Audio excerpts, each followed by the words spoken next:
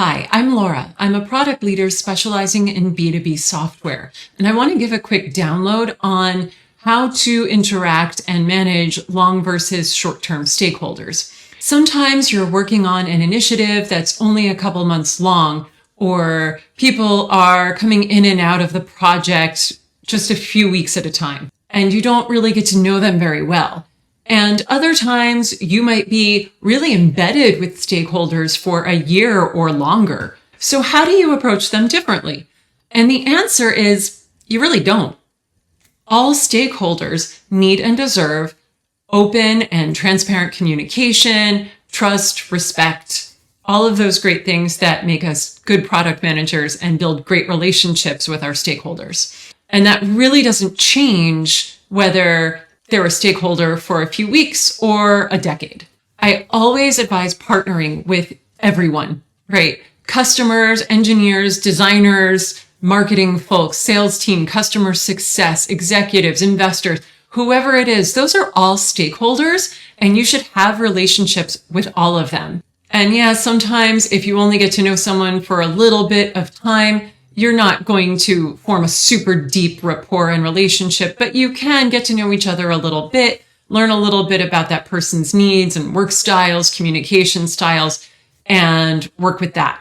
And as you get to know someone more long-term, the main difference is that you really get to know them. You get to know their day-to-day life, their day-to-day work. You can understand what their customer experiences or what their experiences of working with the team, working with a product. And that relationship building and that understanding is really, really useful when you inevitably have to break some bad news or deprioritize something that they want. It really helps when an issue arises, right? And you can really get together with that person and be on one side of the problem and the problem's over here, right? Instead of problem in the middle and the two of you are fighting at it. So that's something that can happen with really any stakeholders, but it's a lot easier and more natural to do when you've known someone for a longer period of time. The other cool thing that can start to happen as you develop more rapport with a stakeholder is you get to know them so well and you get to know their needs so well that you can start to anticipate what they might need in the future. And you can get started working on that proactively. You can co-create with them. You can really get ahead of things before they become really urgent needs or problems. And that's really the only difference.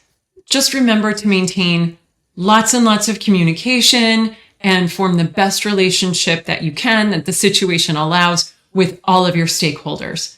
And if you found this video helpful, come find me on LinkedIn. I'll post a link to that and my website down below.